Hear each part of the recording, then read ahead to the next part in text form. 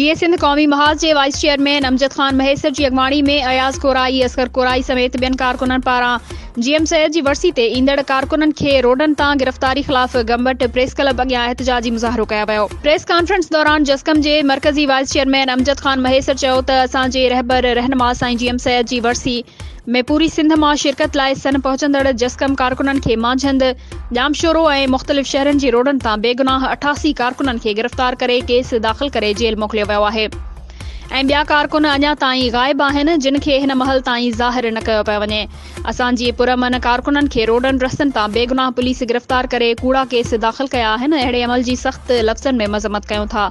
असां सिंध हुकूमत खां मुतालबो कयूं था त मोहम्मद अली उॼण समेत गिरफ़्तार कयल जस्कम जे कारकुननि तां कूड़ा केस ख़त्म करे फ़ौरन आज़ाद कयो वञे ऐं गुम कयल खे बि फ़ौरन आज़ाद कयो वञे। ॿी सूरत में एहतजाज जो दायरो वधायो वेंदो।